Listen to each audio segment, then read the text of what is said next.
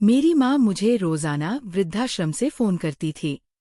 रोते हुए कहती, बेटा, तुम्हारे पिताजी बहुत बीमार हैं, तुम्हें बहुत याद करते हैं, तुम आकर मिल लो।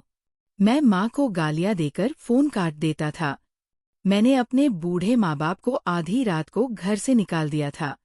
वे अब वृद्धाश्रम में रह रहे थे। मुझे उनसे नफरत थी। इसी दुख में मेरे पिता चल बसे। मैं उनके अंतिम संस्कार में भी नहीं गया। 9 महीने बाद माँ ने फोन किया और कहा, बेटा, तुम्हारे पिताजी तुम्हारे लिए एक अमानत छोड़ गए थे, आकर ले जाओ। मैं दौड़ता हुआ माँ के पास गया, लेकिन वहां जाकर मेरे होश उड़ गए, क्योंकि माँ की बात सुनकर जब राहुल को सच्चाई का पता चला तो वो गुस्से से बुरी तरह बेकाबू हो गया। उसकी माँ वृद्धावस्था में गर्भवती हो गई थी। ये बात पूरे मोहल्ले में फैल चुकी थी। उसके पिता शर्म से सिर झुकाए बैठे थे और राहुल को समझा रहे थे, इस बात को यही दबा दो। मगर राहुल सुनने को तैयार नहीं था। लोग उसका मजाक उड़ा रहे थे कि इतनी उम्र में उसकी माँ गर्भवती हो गई है। उसकी इज्जत की धज्जियां उड़ रही थी। वो ये सब सहन नहीं कर पा रहा था। वो सख्त लहजे में बोला, माँ, सच सच बताइए, ये सब कैसे हुआ? मगर उसकी माँ ने नजरें झुका ली और बस इतना कहा, बेटा, मुझे थोड़ा समय दो, मैं तुम्हें सब कुछ सच सच बता दूंगी। कौन सा सच? राहुल अचानक चिल्लाया, लेकिन माँ की आंखों में आंसू देखकर वो चुप हो गया और घर से बाहर निकल गया। हर तरफ काफूसी हो रही थी और नजरें उसका पीछा कर रही थी। देखो, राहुल की माँ इतनी उम्र में भी बच्चे को जन्म देने जा रही हैं। आदमी बूढ़े होते हैं, यहाँ तो उल्टा ही हो रहा है। ये सुनकर राहुल ने अपना फोन उठाया। क्या ये लोग मेरी माँ की पवित्रता पर शक कर रहे हैं? वह तेजी से अपने दोस्तों के पास पहुंचा। उनके चेहरे पर मजाकिया मुस्कान थी। यार, ये सब क्या चल रहा है? तेरी माँ वाकई में? विशाल ने आंख दबाकर पूछा। बंद करो ये बकवास, राहुल चीखा। मगर दोस्त ठाके मारने लगे। अरे, गुस्सा क्यों हो रहा है? विहान बोला। वैसे तेरे परिवार ने तो सबको चौंका दिया। ये सुनकर राहुल की सहन शक्ति जवाब दे गई। उसने गुस्से में विहान की गर्दन पकड़ ली। एक और शब्द कहा तो अच्छा नहीं होगा। उसकी आंखों में खून उतर आया था। दोस्तों ने बीच बचाव किया, लेकिन वे सब उसका मजाक उड़ा रहे थे। वो अब वहां रुक नहीं सकता था। उसने गाड़ी उठाई और सड़कों पर तेज रफ्तार से दौड़ने लगा। रात को जब वो घर लौटा तो माँ दरवाजे पर खड़ी थी। बेटा, कहाँ थे तुम? मैंने कितनी बार फोन किया? वही जहां मेरी इज्जत अभी भी बची हुई है, राहुल ने तीखे स्वर में कहा। राहुल बेटा, मैं तुम्हारा ही भला चाहती हूँ। जो कुछ हो रहा है उसके पीछे एक सच्चाई है, मगर अभी वो समय नहीं आया है जब मैं सब कुछ बता सकूं। अभी समय नहीं आया। राहुल का गुस्सा फूट पड़ा। माँ, क्या आप जानती है कि इस वक्त मुझे कितनी शर्मिंदगी का सामना करना पड़ रहा है? माँ ने चुपचाप आंखें बंद कर ली। एक आंसू उनके गाल पर बह निकला। बेटा, क्या तेरी इज्जत मेरी इज्जत से बढ़कर है? ये वाक्य राहुल के दिल में छुरी की तरह चुभा, लेकिन उस समय वह भावनाओं में अंधा हो चुका था। हाँ, मेरी इज्जत सबसे ज्यादा जरूरी है। ये कहकर वो गुस्से में कांपता हुआ अपने कमरे की ओर बढ़ गया। घड़ी रात के 12 बजा रही थी जब वह गुस्से से भरा हुआ अपने माता पिता के कमरे में दाखिल हुआ। उसके चेहरे पर एक अजीब सी कठोरता थी। माँ बिस्तर पर लेटी हुई थी। उनकी कमजोर आंखों में नींद के बीच भी उदासी थी। पिता कुर्सी पर बैठे आसमान की ओर देख रहे थे, जैसे किसी गहरी सहायता की प्रतीक्षा कर रहे हो। राहुल की कठोर आवाज ने कमरे की खामोशी तोड़ दी। माँ और पिता दोनों चौंककर उसकी ओर देखने लगे। क्या हुआ बेटा? पिता ने चिंतित स्वर में पूछा। अब आप लोग इस घर में नहीं रह सकते। राहुल के शब्द माँ के दिल पर बिजली की तरह गिरे। बेटा, क्या कह रहे हो? ये हमारा ही घर है। माँ की आवाज कांप रही थी। ये घर था, लेकिन अब नहीं है। मैं अपने घर को तमाशा नहीं बना सकता। लोग मेरा मजाक बना रहे हैं। मेरी इज्जत दांव पर लग चुकी है। और इसके लिए आप दोनों जिम्मेदार हैं। माँ का चेहरा दुख से पीला पड़ गया, जैसे किसी ने उनकी आत्मा को झकझोर दिया हो। पिता के हाथ कांपने लगे। बेटा, हम तुम्हारे माता पिता हैं। हम कहाँ जाएंगे? माँ ने रोते हुए कहा, मुझे नहीं पता, मगर ये घर अब आपके लिए नहीं है। राहुल ने दरवाजे की ओर इशारा किया। जाइए यहाँ से तुरंत। बेटा, भगवान के लिए ऐसा मत कर। पिता ने उसका हाथ पकड़ने की कोशिश की, लेकिन राहुल ने गुस्से में अपना हाथ खींच लिया। मुझे भगवान का वास्ता मत दो, मैं बहुत सह चुका हूँ। अब बस निकलिए यहाँ से। माँ की आंखों से आंसू बहने लगे, लेकिन वो कुछ नहीं बोल सकी। वह पिता की ओर देखने लगी जैसे उनसे मदद मांग रही हो। बेटा, क्या तू हमें इतनी आसानी से ठुकरा देगा? हमने तुम्हें पाला पोसा, कितनी कुर्बानियां दी, और आज पिता की आवाज भर आई थी।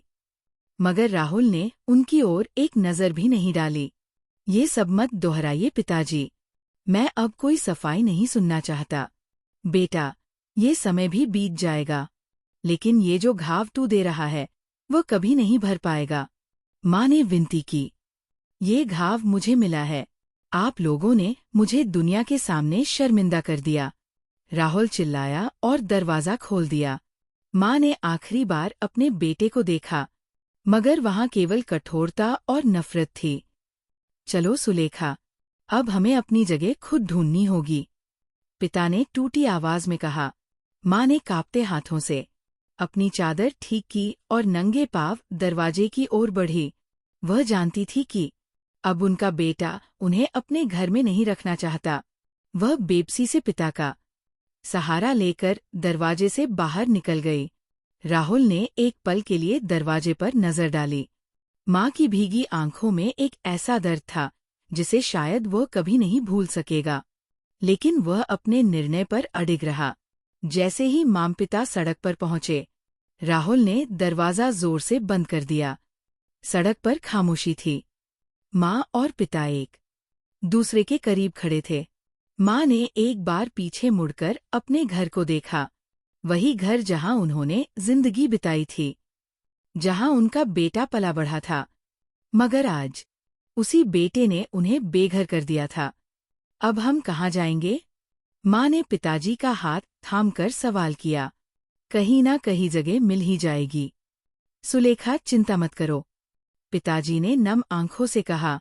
मगर उनकी आवाज में वही टूटापन था जो किसी बेसहारे बूढ़े व्यक्ति की होती है। रात की स्याही में बेसहारा चलते चलते वे दोनों थक चुके थे। मौसम ठंडा हो चला था। अब क्या करेंगे सुलेखा?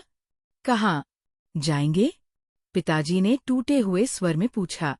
माँ ने अपने चारों ओर नजर दौड़ाई। वह जानती थी कि अब उनके पास ना कोई ठिकाना बचा था, ना कोई सहारा। अचानक पिताजी को एक विचार आया। एक वृद्धाश्रम है शहर के दूसरे कोने में, शायद हमें वहां शरण मिल जाए। माँ ने धीरे से सिर हिलाया। उन्होंने एक आखिरी बार पीछे मुड़कर देखा। शायद इस उम्मीद में कि जमीन उनका दरवाजा खोल देगी और उन्हें पुकारेगी। मगर वह दरवाजा बंद ही रहा, बिल्कुल जमीन के दिल की तरह। कुछ घंटों के सफर के बाद वे एक इमारत के सामने खड़े थे, जहां एक बोर्ड पर लिखा था, वरिष्ठ नागरिक देखभाल गृह।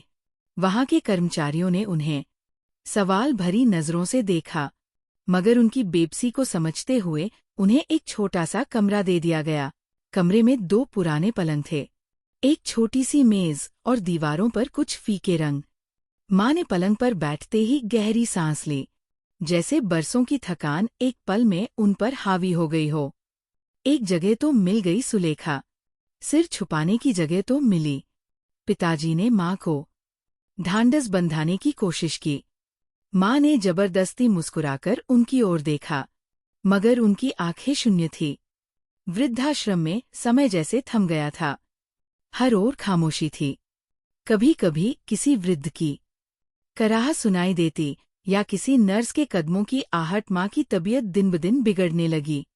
वे अक्सर घंटों चुपचाप बैठी रहती और शून्य में ताकती रहती। पिताजी उन्हें बार बार हिम्मत देते, उनके लिए चाय बनाते, बात करने की कोशिश करते, मगर माँ धीरे धीरे कमजोर होती जा रही थी। क्या सोच रही हो सुलेखा? पिताजी ने एक दिन उनका हाथ थामकर पूछा।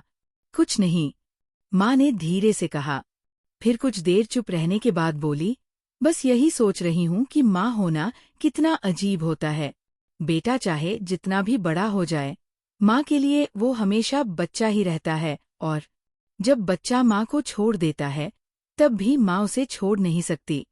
पिताजी ने गहरी सांस ली और उनका हाथ और मजबूती से पकड़ लिया। पिताजी को अब भी उम्मीद थी कि राहुल को एक दिन पछतावा होगा और वह उन्हें वापस बुलाएगा। वे हर दिन फोन उठाते और राहुल का नंबर मिलाते। हेलो राहुल बेटा, कैसे हो? पिताजी, मैं व्यस्त हूँ। आप बार बार कॉल क्यों करते हैं? राहुल की आवाज हमेशा कठोर होती थी। बेटा, बस तुम्हारी माँ की तबीयत ठीक नहीं लग रही। अगर तुम पिताजी, मैंने कहा ना, मैं व्यस्त हूँ। कृपया मुझे बार बार परेशान ना करें, और कॉल काट दी जाती। पिताजी ने फोन हाथ में पकड़े पकड़े माँ की ओर देखा। वो पहले ही समझ चुकी थी कि क्या हुआ होगा। उन्होंने नम आंखों से पिताजी के हाथ पर हाथ रखा और धीरे से बोली, बस प्रार्थना कीजिए, शायद एक दिन उसे हमारी याद आ ही जाए। रात के अंधेरे में जब सब लोग सो चुके थे, माँ चुपचाप बिस्तर से उठी और खिड़की के पास जाकर बैठ गई। बाहर चांदनी फैली हुई थी, लेकिन उनके दिल के अंधेरे को कोई रोशनी मिटा नहीं सकती थी। सुलेखा, मेरा दिल बहुत भारी हो रहा है, पिताजी ने शाम को माँ से कहा। वो कुर्सी पर बैठे खिड़की से बाहर की ओर देख रहे थे। बस दुआ कीजिए, भगवान सब ठीक करेगा, माँ ने धीरे से उत्तर दिया, लेकिन उनके स्वर में भी विश्वास की कमी थी। पिताजी रोज की तरह राहुल को फोन करने के लिए अपना मोबाइल उठाते हैं, लेकिन उनके हाथ कांप रहे थे।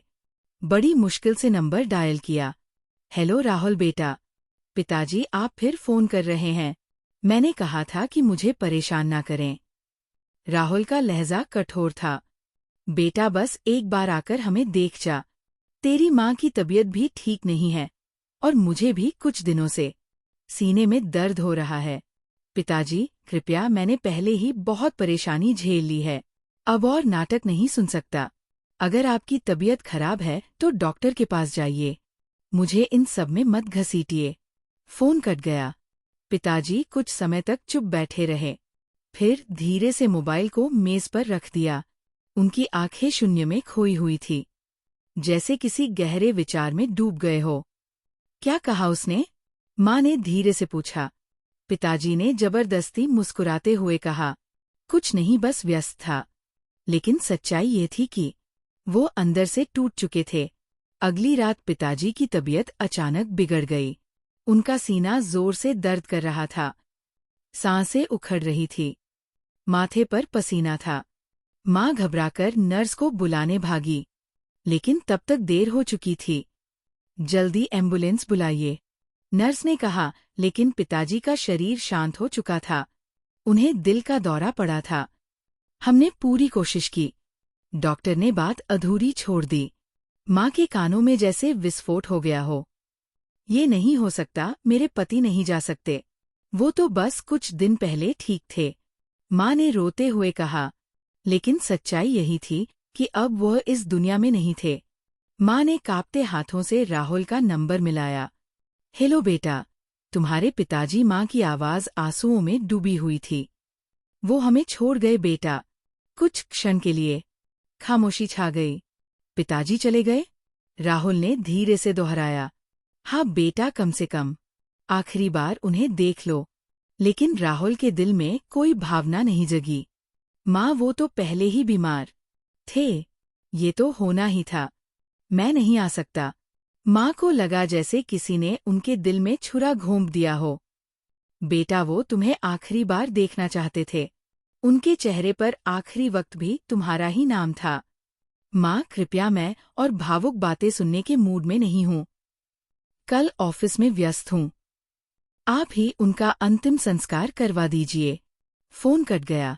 माँ ने फोन को सीने से लगा लिया। उनके होंठ कांप रहे थे और आंखों से आंसू बह रहे थे। हे भगवान, ये कैसा इम्तिहान है? वो सिसकते हुए बोली, उनकी जिंदगी का सबसे बड़ा सहारा अब मिट्टी में दफन होने जा रहा था, और उनका बेटा, जिसके लिए उन्होंने पूरी जिंदगी लगा दी, उन्हें इस अंतिम समय में भी अकेला छोड़ गया। वो एक निर्जीव देह की तरह अस्पताल की बेंच पर बैठ गई। उनकी आंखों में बस दर्द, बेबसी और गहरा दुख था। राहुल बेटा, तूने अपनी माँ को जीते जी मार डाला। ओल्ड एज होम के आंगन में सन्नाटा पसरा हुआ था। सिर्फ कुछ पक्षियों की चहचहाट थी जो माहौल को थोड़ा हल्का करने की नाकाम कोशिश कर रही थी। माँ बेंच पर बैठी थी, हाथों में गीता थामे बस शून्य में देख रही थी। 2 दिन बीत चुके थे, लेकिन राहुल का कोई संदेश नहीं आया था। वो अपने पिता के अंतिम संस्कार पर भी नहीं आया। माँ, क्या आपको उम्मीद थी कि वो आएगा? नर्स ने धीरे से पूछा, जो कई दिनों से उनके साथ थी और उनकी हालत देखकर असहज हो रही थी। माँ ने एक उदास मुस्कान के साथ सिर झुका लिया। नहीं बेटी, मुझे उम्मीद नहीं थी। बस दिल के किसी कोने में एक प्रार्थना थी कि शायद मेरा बेटा पछता कर लौट आए, शायद एक बार अपने पिता का चेहरा देख ले। लेकिन वह बात पूरी ना कर सकी। उनकी आंखें भर आई। दूसरी तरफ राहुल अपने दफ्तर में बैठा हुआ था। सर, सुना है आपके पिता का निधन हो गया। हमें बहुत दुख हुआ, एक कर्मचारी ने हिम्मत करके कहा। राहुल ने एक नज़र उसकी तरफ देखा, जैसे वह इस बात का जिक्र भी नहीं सुनना चाहता था। हाँ, हो गया, लेकिन ये जीवन का हिस्सा है। लोग आते हैं और चले जाते हैं। तुम लोग अपने काम पर ध्यान दो, इन बेकार बातों पर नहीं। उसने लापरवाही से कहा और फाइलों में व्यस्त हो गया। उसके मन में कहीं भी पछतावा नहीं था, ना ही किसी दुख का कोई असर। माँ की खामोशी सिर्फ बाहर नहीं, भीतर भी गहराती जा रही थी। वह कई दिनों से ठीक से खाना नहीं खा रही थी और उनकी तबीयत लगातार बिगड़ती जा रही थी। मगर उनके भीतर पल रही नन्ही जान हर बार उन्हें टूटने नहीं देती थी। तू जिंदा है मेरा बच्चा, मैं तेरे लिए जी रही हूँ। वो अक्सर अपने पेट पर हाथ रखकर धीरे से कहती। रात को वह अपने कमरे में अपने बिस्तर पर बैठी थी और राहुल की बचपन की तस्वीरें देख रही थी। हर तस्वीर में एक मासूम हंसता खेलता बच्चा था जो माँ के बिना एक पल भी नहीं रह सकता था। यही बच्चा था ना जो मुझे छोड़कर चला गया। उनकी आंखों से आंसू गिरने लगे। वो आज भी राहुल का इंतजार कर रही थी। वो आज भी चाहती थी कि वह लौट कर आए, एक बार कहे, माँ, मैं आपसे प्रेम करता हूँ। मगर सच्चाई ये थी कि राहुल अपनी दुनिया में व्यस्त था और माँ अपनी बेबसी के साथ अकेलेपन में घुटती जा रही थी। ओल्ड होम की सुनसान दीवारों के बीच माँ चुपचाप बैठी अपने हाथों को देख रही थी। उनकी उंगलियां कांप रही थी। ये कैसे हुआ? नर्स ने रिपोर्ट्स देखते हुए हैरानी से कहा। डॉक्टर भी इसी आश्चर्य में थे। इतनी उम्र में गर्भ ठहरना लगभग असंभव था। मगर सच्चाई ये थी कि माँ सचमुच गर्भवती थी। ये सब कुछ असामान्य लग रहा है, डॉक्टर ने गंभीरता से कहा।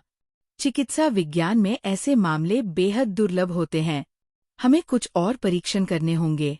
माँ ने चुपचाप डॉक्टर की तरफ देखा, फिर धीरे से बोली, मुझे किसी और जांच की आवश्यकता नहीं है। मैं जानती हूँ सब ठीक है। डॉक्टर और नर्स एक दूसरे को हैरानी से देखने लगे। मगर माँ जी, ये कोई मामूली बात नहीं है आपकी उम्र में, नर्स ने सावधानी से कहना चाहा। मगर माँ ने हाथ उठाकर उसे रोक दिया। मैं कह चुकी हूँ, मुझे और कोई जांच नहीं करवानी। माँ की आवाज़ भले ही कमजोर थी, लेकिन उसमें दृढ़ता थी, जैसे वह इस सच्चाई को किसी से बांटना ही नहीं चाहती थी। नर्स कुछ देर खामोश रही, फिर धीरे से बोली, कम से कम एक अल्ट्रासाउंड तो करवा लीजिए। शायद हमें कुछ ऐसा पता चले जो जरूरी हो। रात को माँ अपने कमरे में तन्हा बैठी थी।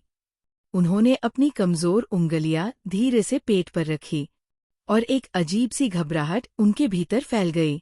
ये कैसा इम्तिहान है मेरे भगवान? उन्हें वो दिन याद आया जब पहली बार उन्हें इस गर्भ का पता चला था। ये कैसे संभव है माँ जी? डॉक्टर ने हैरानी से पूछा था। क्या आपने कभी किसी को इसके बारे में कुछ बताया? कोई ऐसी बात जो हमारे लिए जानना जरूरी हो? माँ ने बस चुप्पी साध ली थी। वह जानती थी कि अगर उन्होंने सच बता दिया तो लोग हैरानी से कांप उठेंगे। लेकिन क्या वह ये राज हमेशा छुपा सकती थी? क्या होगा जब सच्चाई सामने आएगी? क्या राहुल को कभी पता चलेगा कि उसकी माँ ने ये सब क्यों सहा? वह जानती थी कि एक दिन सच जरूर सामने आएगा, लेकिन वो समय अभी नहीं आया था। उन्होंने आंखें बंद कर ली और एक आंसू उनके गाल पर बह निकला। ये बच्चा एक अमानत है और मैं इसे दुनिया के हर ताने, हर सवाल से बचा कर रखूंगी। रात का समय था और राहुल अपने कार्यालय में बैठा लैपटॉप पर काम कर रहा था। बारिश की बूंदें खिड़की से टकरा रही थी और उसके आसपास खामोशी थी। लेकिन उसके भीतर एक अनजानी बेचैनी थी, जैसे कुछ गलत होने वाला हो। उसी समय उसका फोन बजा। स्क्रीन पर एक अनजान नंबर चमक रहा था। कौन हो सकता है इस समय? राहुल ने बड़बड़ाते हुए फोन उठा लिया। हेलो। दूसरी ओर कुछ पलों की चुप्पी रही। फिर एक स्त्री स्वर सुनाई दिया जो धीमा मगर गंभीर था। क्या आप राहुल बोल रहे हैं? जी मैं राहुल हूँ। आप कौन? मैं वृद्धाश्रम से नर्स प्रणीति बोल रही हूँ। आपको एक बहुत जरूरी बात बतानी है। वृद्धाश्रम। राहुल का माथा सिकुड़ गया। नर्स ने एक पल रुककर वो शब्द कहे जिन्होंने राहुल की आत्मा तक झकझोर दी। बधाई हो राहुल साहब, आपके छोटे भाई का जन्म हो चुका है। कुछ पल के लिए राहुल को लगा कि शायद उसने कुछ गलत सुन लिया है। वह हैरानी से बोला, तुम क्या कह रही हो? आपकी माँ ने एक बेटे को जन्म दिया है, नर्स ने स्पष्ट स्वर में कहा, और हमें आपसे पूरी बात करनी है क्योंकि उस बच्चे के बारे में कुछ ऐसा है जो आपको जानना जरूरी है। राहुल की उंगलियां पसीने से भीग गई। उसका दिल तेजी से धड़कने लगा। राहुल साहब, हम आपसे निवेदन करते हैं कि एक बार आकर अपनी माँ और भाई को देख लें। मगर राहुल की पुरानी पीड़ा फिर से सिर उठा चुकी थी। वही ये सब सुनकर शर्मिंदा महसूस कर रहा था, लेकिन साथ ही गुस्से में भी था। ये सब बकवास है, मुझे इन बातों में कोई रुचि नहीं है, राहुल ने कठोर स्वर में कहा और गुस्से में फोन काट दिया। फोन बंद करते ही राहुल ने गहरी सांस ली, मगर उसका दिल अभी भी तेजी से धड़क रहा था। ये सब क्या हो रहा है? वो खुद से सवाल कर रहा था। क्या सच में मेरा कोई भाई पैदा हुआ है? और वह नर्स आखिर मुझे क्या बताना चाहती थी? उसने अपने सिर को झटका, जैसे इन विचारों को बाहर निकालना चाहता हो। नहीं, मैं दोबारा इस सब में नहीं पड़ सकता।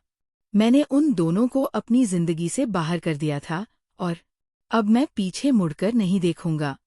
मगर जितना भी वो खुद को संभालने की कोशिश करता, एक अनजानी बेचैनी उसके दिल में घर कर चुकी थी। आखिरकार कई दिन की उधेड़-बुन के बाद उसने फैसला कर लिया कि वो खुद जाकर सच्चाई का पता लगाएगा। राहुल की गाड़ी वृद्धाश्रम के दरवाजे के पास आकर रुकी। वह सीधे स्वागत कक्ष की ओर गया, जहां नर्स प्रणति उसे देखकर चौंक गई। आप आ गए? हाँ, लेकिन ज्यादा बातें मत करो। बस मुझे मेरी माँ से मिला दो, राहुल ने सख्त लहजे में कहा। नर्स ने गहरी सांस ली और चुपचाप उसे अंदर के कमरे की ओर ले गई। राहुल ने गुस्से से दरवाजा खोला। सामने कुर्सी पर उसकी माँ बैठी थी और उनकी गोद में एक नवजात बच्चा था। अत्यंत स्वस्थ, गोरा और बड़ी-बड़ी आंखों वाला मासूम सा चेहरा। माँ उसे प्यार से देख रही थी और धीरे-धीरे उसके माथे को चूम रही थी। राहुल के भीतर गुस्से की एक लहर दौड़ गई। ये क्या नाटक है? वह गरजा। माँ ने चौंक कर उसकी ओर देखा, लेकिन उनकी आंखों में कोई डर नहीं था। वह बस चुपचाप थी। ये बच्चा किसका है? राहुल ने उंगली उठाकर इशारा किया।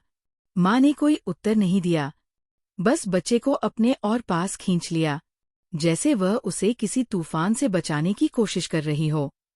बोलिए माँ, ये किसका है? आपकी उम्र में ये कैसे संभव है? क्या वाकई लोग जो कह रहे थे वो सच है? राहुल के सवाल पर माँ के चेहरे पर एक साया सा लहराया, लेकिन उन्होंने कोई सफाई नहीं दी। माँ, मैं आपसे पूछ रहा हूँ, कहीं ये किसी पाप का परिणाम तो नहीं? ये वाक्य सुनते ही माँ का चेहरा सफेद पड़ गया। वह जैसे भीतर से टूट गई। नर्स प्रणीति, जो दरवाजे के पास खड़ी ये सब सुन रही थी, अचानक बोल पड़ी, श्रीमान राहुल, आपको अपनी माँ पर ये नीच आरोप लगाते हुए शर्म नहीं आई? तो फिर बताइए, ये क्या है? राहुल ने नर्स को कठोर दृष्टि से घूरा। माँ ने कांपते हाथों से बच्चे को अपनी छाती से लगा लिया। उनकी आंखों में आंसू थे, लेकिन वो अब भी मौन थी। माँ, आप चुप क्यों हैं? सच क्यों नहीं बता रही? राहुल ने चिल्लाकर कहा। माँ ने नम आंखों से अपने बेटे को देखा और बस इतना कहा, सच समय आने पर स्वयं बोलेगा बेटा। ये सुनते ही राहुल का धैर्य जवाब दे गया। वो गुस्से से पैर पटकते हुए बाहर निकल गया, लेकिन उसके दिल में एक बेचैनी थी। एक ऐसी बेचैनी जिसका अर्थ वो स्वयं भी नहीं समझ पा रहा था। राहुल क्रोध में वृद्धाश्रम से निकला, लेकिन उसके कदम भारी हो रहे थे। उसके भीतर जैसे कोई युद्ध चल रहा था। वह कार में बैठा, लेकिन उसके हाथ स्टीयरिंग पर कसकर जमे हुए थे। उसके मन में बार बार वही दृश्य घूम रहा था। माँ की खामोशी, उनकी नम आंखें और वह मासूम बच्चा जो माँ की गोद में बेफिक्र सो रहा था। ये सब धोखा है, उसने स्वयं को दिलासा दी, लेकिन उसके मन में एक प्रश्न लगातार चुभ रहा था। अगर ये वास्तव में मेरा भाई नहीं है तो फिर कौन है?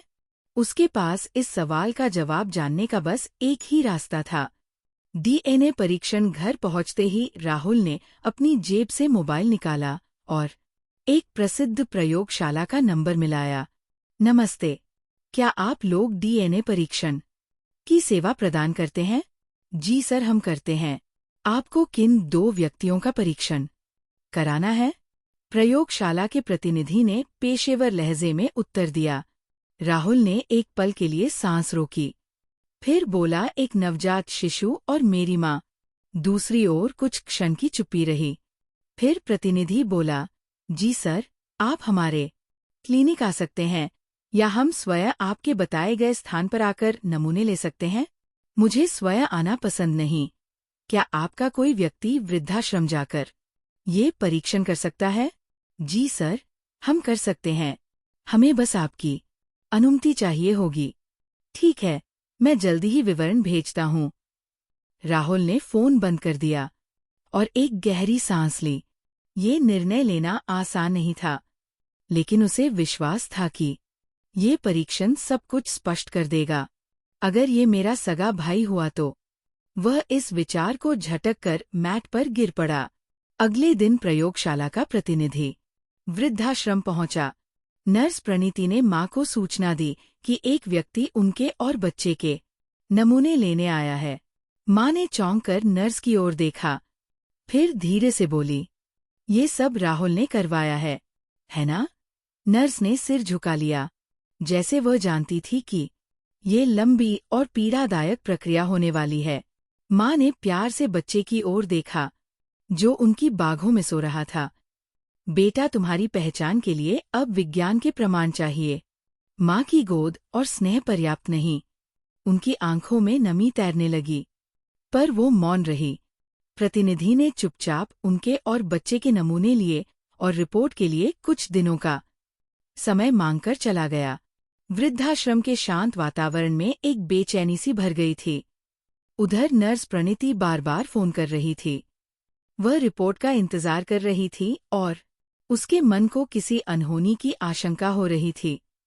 अंततः वह दिन आ गया जब सच्चाई का पर्दा हटने वाला था। प्रयोगशाला के प्रतिनिधि ने वृद्धाश्रम पहुंचकर नर्स को एक सील बंद लिफाफा सौंपा। यह आपकी डीएनए रिपोर्ट है, कृपया स्वयं देख लें, उसने कहा और चला गया। नर्स ने कांपते हाथों से लिफाफा खोला। जैसे ही उसकी नजर रिपोर्ट पर पड़ी, उसका रंग उड़ गया। ये कैसे हो सकता है? शब्द उसके होठों तक आकर रुक गए। उसकी आंखें हैरानी से फैल गई और हाथ में पकड़ी रिपोर्ट कांपने लगी। नहीं, ये कोई गलती हो सकती है। वो बुदबुदाई। उसने रिपोर्ट को दोबारा पढ़ा, लेकिन शब्द वही थे, स्पष्ट और अविश्वसनीय। बच्चा राहुल का सगा भाई नहीं बल्कि उसका बेटा है। नर्स के कदम लड़खड़ा गए। उसने तुरंत माँ के कमरे की ओर दौड़ लगाई। माँ जो अपनी खाट पर चुपचाप बैठी तस्वीर देख रही थी, नर्स की घबराई हुई शक्ल देखकर चौंक गई। क्या हुआ बेटी? तुम इतनी घबराई हुई क्यों लग रही हो? माँ ने धीरे से पूछा। नर्स ने धड़कते दिल के साथ रिपोर्ट उनकी ओर बढ़ाई। माँ ने गहरी सांस ली, जैसे वो पहले से जानती थी कि इस कागज पर क्या लिखा होगा। माँ जी, ये क्या है? नर्स की आवाज कांप रही थी। माँ ने नजरें नीची कर ली, जैसे उनकी आंखों में कोई ऐसा रहस्य छिपा हो जो अब दुनिया के सामने आ गया था। ये सच है बेटी, उन्होंने धीरे से कहा। मगर ये कैसे संभव है? नर्स को यकीन नहीं हो रहा था। माँ की आंख से एक आंसू टपका और उन्होंने बच्चे को सीने से लगा लिया। ये सच तो एक दिन सबके सामने आना ही था, और आज वही दिन है। उधर राहुल भी बेचैन था। वह रिपोर्ट के इंतजार में था, लेकिन उसे भरोसा था कि परिणाम उसकी सभी शंकाओं को दूर कर देगा। लेकिन जब उसका मोबाइल बजा और नर्स की घबराई हुई आवाज सुनाई दी तो उसका दिल तेजी से धड़कने लगा। राहुल साहब, आपको तुरंत वृद्धाश्रम आना होगा।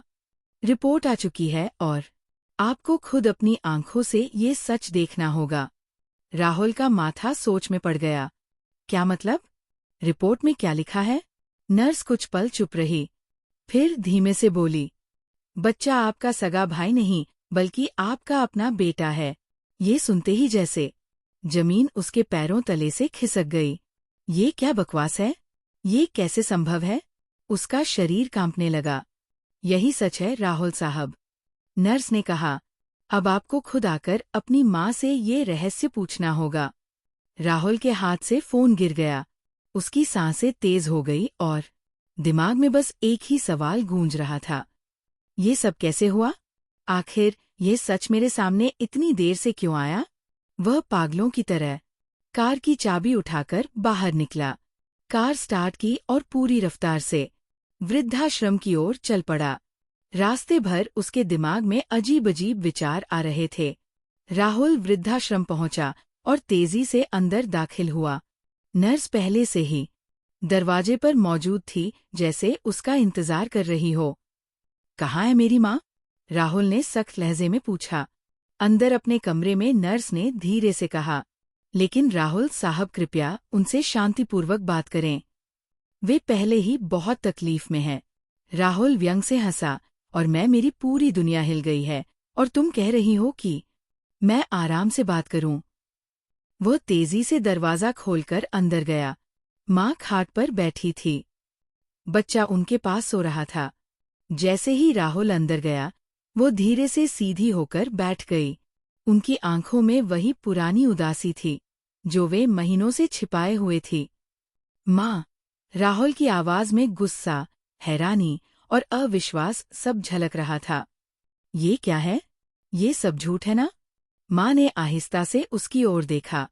उनकी आंखें नम थी।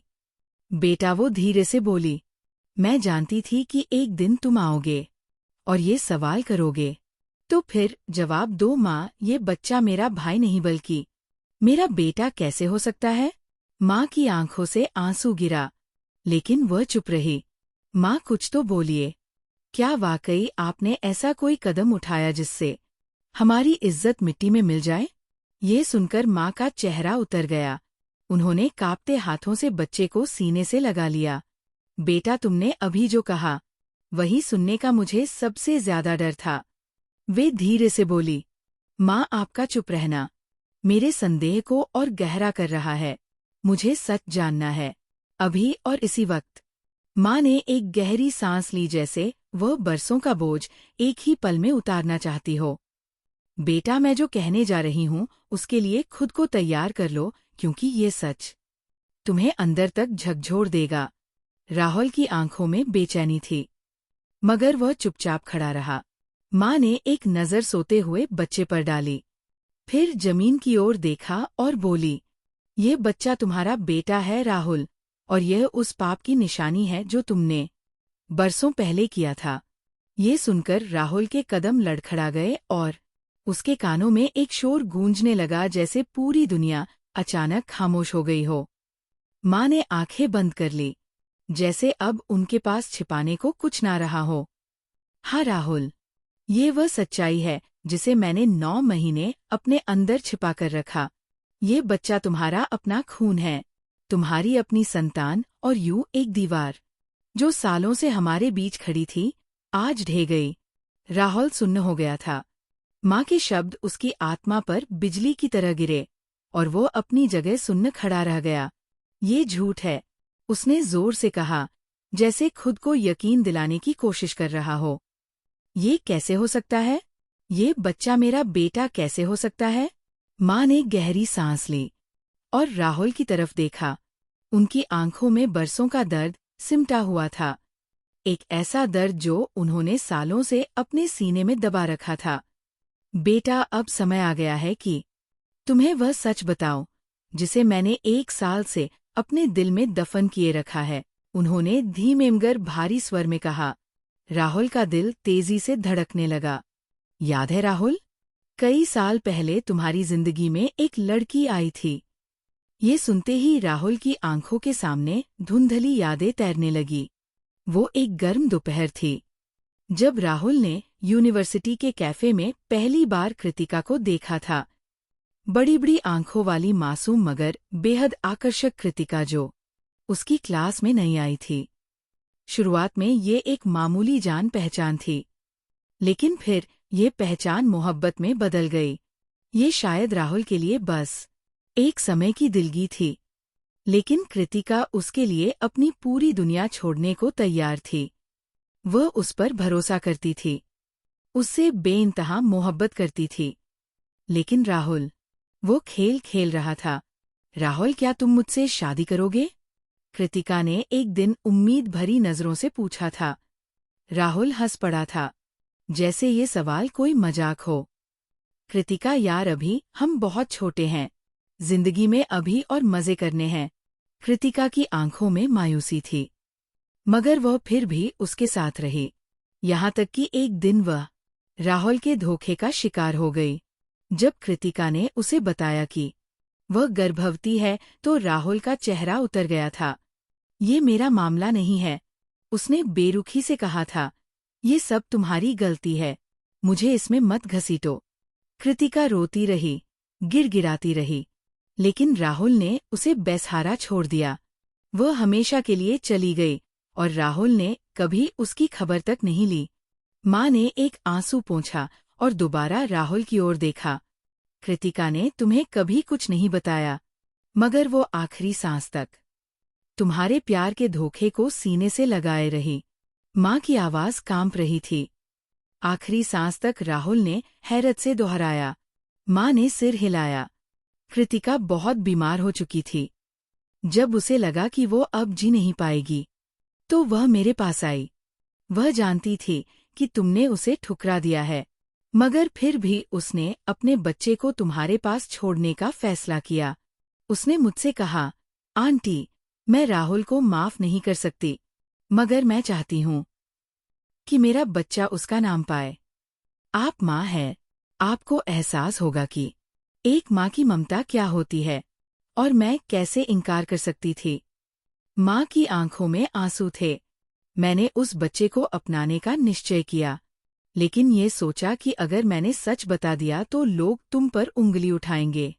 मैंने अपने बुढ़ापे में ये पाप अपने सिर ले लिया ताकि तुम्हें समाज की नजरों में शर्मिंदगी ना उठानी पड़े। राहुल के सिर पर जैसे किसी ने पहाड़ तोड़ ढह दिया हो। वह हकलाते हुए बोला, ये मेरा अपना बच्चा है। हाँ राहुल, ये बच्चा तेरा अपना खून है। ये वही पाप है जिसे तू भूल गया था, मगर प्रकृति ने उसे तेरे सामने ला खड़ा किया है। राहुल ने अविश्वास से सोते हुए मासूम बच्चे की ओर देखा। उसकी बड्डी बड्डी आंखें, कोमल नाजुक हाथ, उसमें सब कुछ राहुल के अपने चेहरे की झलक दिखाई दे रही थी। उसकी आंखों के सामने अंधकार छाने लगा। नहीं, ये नहीं हो सकता। वह सिर पककर बैठ गया, लेकिन सच्चाई सामने आ चुकी थी। यही जीवन का न्याय है। माँ ने धीरे से कहा, तूने एक माँ के प्रेम को ठुकरा दिया था। आज प्रकृति ने तुझे उसी परीक्षा में डाल दिया है। राहुल की आंखों से आंसू बहने लगे। माँ, आपने ये सब मेरे लिए किया। उसके होंठ कांप रहे थे। माँ ने नम आंखों से अपने बेटे की ओर देखा और धीरे से सिर हिलाया। हाँ राहुल, मैंने अपनी इज्जत की बलि दे दी ताकि तेरी इज्जत बची रह सके। मैंने अपनी ललाट पर ये कलंक का टीका लगा लिया ताकि तेरा बच्चा इस दुनिया में नाजायज कहलाने से बच जाए। नहीं, ये नहीं हो सकता। ये सब झूठ है। राहुल पीछे हटने लगा, जैसे सच्चाई को स्वीकार करने से इनकार कर रहा हो। लेकिन माँ की आंखों में सच्चाई थी। वह सच्चाई जिससे अब वो भाग नहीं सकता था। माँ ने गहरी सांस ली और अपनी कहानी सुनाने लगी। जब कृतिका मेरे पास आई, वो बहुत बीमार थी। उसकी हालत ऐसी थी कि वह जानती थी कि वह ज्यादा दिन जीवित नहीं रहेगी, लेकिन वह अपने बच्चे को इस बेरहम दुनिया में अकेला नहीं छोड़ना चाहती थी। कृतिका ने कहा, आंटी, मैं आपसे बस इतनी विनती करती हूँ कि मेरे बच्चे को सहारा दीजिए। उसे इस दुनिया के तिरस्कार से बचा लीजिए। राहुल ने मुझे ठुकरा दिया, लेकिन मेरा अपराध क्या था? इस मासूम का क्या दोष था? माँ की आंखों से आंसू बहने लगे। मैं उसके दर्द को समझ सकती थी। मैं भी एक माँ हूँ और जानती हूँ कि माँ बनना कितना बड़ा इम्तिहान होता है। कृतिका ने मुझे अपना बच्चा सौंप दिया और कुछ ही दिनों में इस दुनिया से चली गई। लेकिन मुझे पता था कि अगर मैंने ये सच सबको बता दिया तो लोग तेरे चरित्र पर उंगली उठाएंगे, तेरे बच्चे को नाजायज कहकर छुड़ा देंगे। मैं ये सहन नहीं कर सकती थी राहुल। मैं नहीं चाहती थी कि तेरे पाप का बोझ इस मासूम पर डाल दिया जाए। राहुल की आंखों के सामने अंधकार छाने लगा। तो इसलिए आपने खुद को गर्भवती बताया? वो धीमे मगर ठहरे हुए लहजे में बोला। माँ ने इस बात पर सिर हिलाया। हाँ बेटा, मैंने अपने बुढ़ापे में वह बोझ अपने सिर ले लिया जिसका असली जिम्मेदार तू था। मैंने अपने शरीर की कमजोरी और अपनी उम्र की सच्चाई को झुठलाकर ये दिखावा किया कि मैं माँ बनने वाली हूँ, सिर्फ इसलिए कि कोई इस मासूम बच्चे पर उंगली ना उठा सके। मैंने समाज की बातें सुनी, खुद को शर्मिंदा होने दिया। मैंने वो सब सहा जो एक माँ कभी नहीं सहना चाहती, मगर मैंने अपने पोते को इस कलंक से बचा लिया। जब राहुल के कदम लड़खड़ाए तो उसे लगा जैसे उसके पैरों तले से जमीन खिसक गई हो। उसने गुस्से में अपनी माँ को घर से निकाल दिया था, उन्हें अपमानित किया था, उनके चरित्र पर सवाल उठाए थे और आज वो सच्चाई सुन रहा था कि ये सब कुछ सिर्फ उसकी खातिर किया गया था। माँ, मैंने आपके साथ क्या कर दिया? उसकी आवाज में घबराहट और शर्मिंदगी थी। माँ ने मुस्कुराकर अपने आंसू पोंछे। बेटा, मैंने तुझे कभी बद्दुआ नहीं दी। मैं तो बस दुआ करती रही कि वक्त तुझे सच्चाई दिखा दे। राहुल ने अनायास अपने सिर को हाथों में थाम लिया। मैंने आपको ठुकरा दिया, आप पर आरोप लगाए, आपको अकेला छोड़ दिया। वो सिसकने लगा। माँ बोली, बेटा, अब जो होना था वो हो चुका, लेकिन ये वक्त तुझे एक निर्णय लेने पर मजबूर कर देगा। या तो तू अपने अतीत की गलतियों को सुधार ले या फिर एक बार फिर भाग जाए। राहुल ने माँ की ओर देखा, जिनकी गोद में वह बच्चा था जिसे वह अब तक अपना भाई समझता था, मगर वास्तव में वह उसका अपना बेटा था। उसके अस्तित्व पर भारी बोझ आ चुका था। क्या मैं इस बच्चे को स्वीकार कर सकता हूँ? क्या मैं इतना बड़ा बोझ उठा सकता हूँ? ये सवाल उसके दिमाग में घूम रहा था, मगर जवाब अभी भी धुंधला था। माँ का चेहरा पीला पड़ चुका था, सांसें धीमी हो रही थी और वह चुपचाप चारपाई पर लेटी थी। उनकी आंखें आधी खुली थी, जैसे वो होश और बेहोशी के बीच झूल रही हो।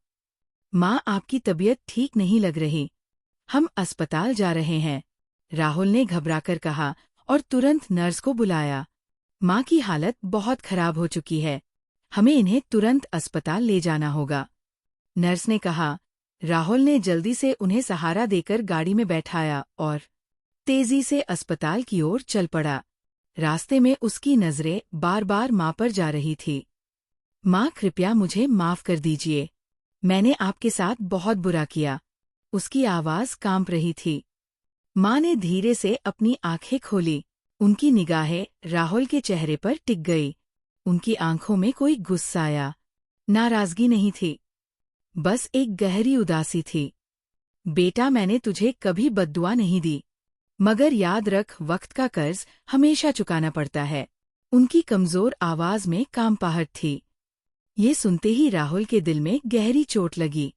वह उस बात का मतलब समझने की कोशिश कर ही रहा था कि माँ ने आंखें मूंद ली। माँ, कृपया आंखें खोलिए। हम अस्पताल पहुंचने ही वाले हैं। आप बिल्कुल ठीक हो जाएंगी, वह बेबसी में बोला। गाड़ी तेजी से अस्पताल के दरवाजे पर रुकी। डॉक्टर दौड़ते हुए आए।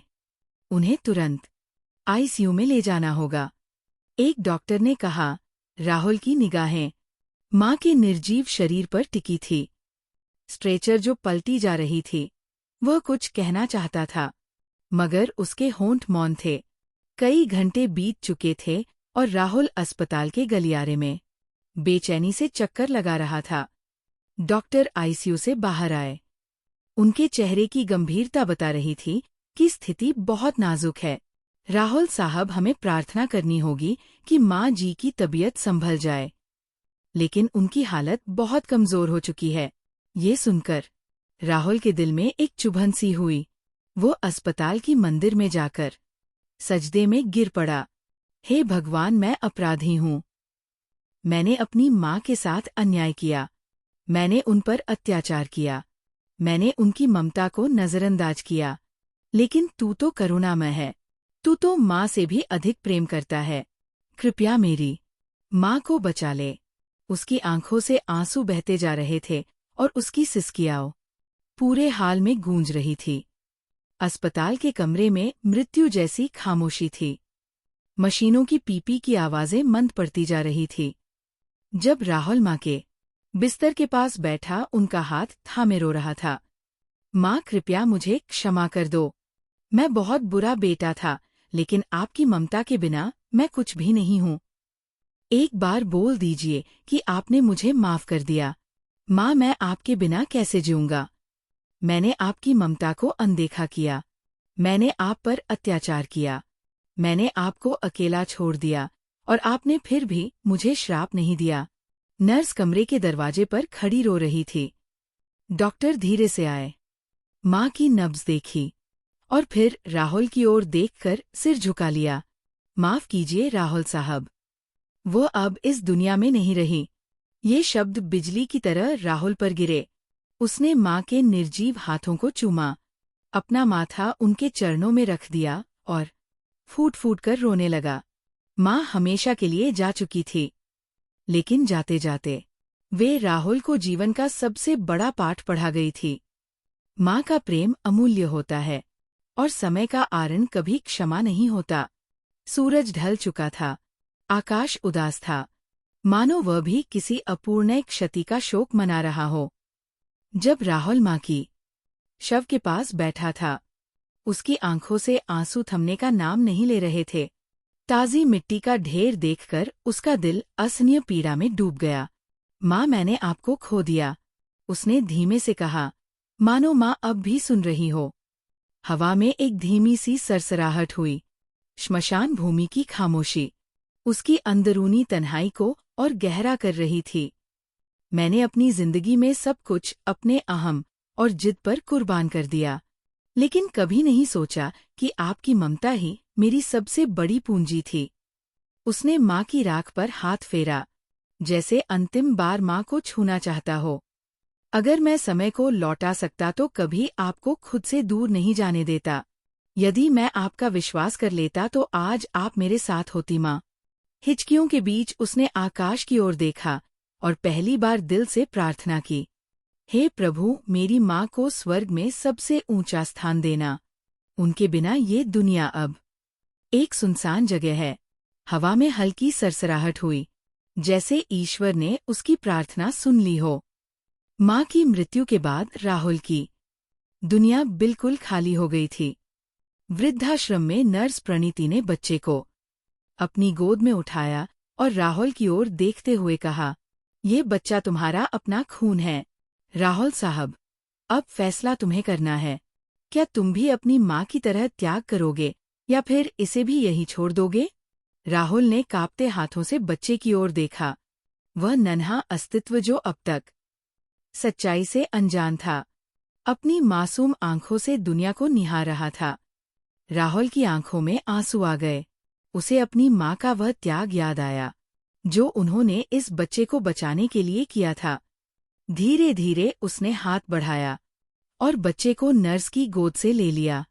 जैसे ही उसने बच्चे को अपनी बाहों में लिया, उसके भीतर कुछ बदलने लगा।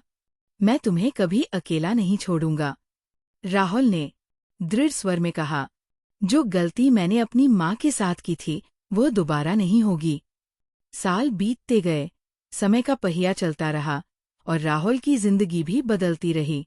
उसने अपने बेटे को अपनी बाहों में उठाया था। उसे अपनी गलतियों का प्रायश्चित मानकर पाला और अपनी माँ के स्नेह को याद रखते हुए उसे वह सब कुछ दिया जो शायद वह पहले किसी को नहीं दे पाया था। वह एक स्नेही पिता बनने की पूरी कोशिश करता रहा, लेकिन किस्मत के फैसले हमेशा इंसान की इच्छा से नहीं चलते। आज राहुल 75 वर्ष का हो चुका था और वो वहीं था जहाँ कभी उसके माता पिता थे। एक वृद्धाश्रम में वही पुरानी शांत दीवारें, वही अकेलापन, वही प्रतीक्षा। वह एक कुर्सी पर बैठा खिड़की से बाहर देख रहा था, जैसे किसी का इंतजार कर रहा हो, जैसे कोई पुरानी याद उसकी आंखों में उतर आई हो। उसी समय एक नर्स आई और उसके पास बैठकर बोली, आज आप कुछ ज्यादा चुपचाप लग रहे हैं राहुल साहब। क्या सोच रहे हैं? राहुल ने धीरे से सिर उठाया। उसकी आंखों में सालों का दर्द और पछतावा था। बस जिंदगी को देख रहा हूँ, वही जिंदगी जो इंसान को वही लौटा कर देती है जो वह दूसरों के साथ करता है। नर्स ने हल्की सी मुस्कान के साथ पूछा, आपकी तबीयत तो ठीक है ना? राहुल ने एक गहरी सांस ली।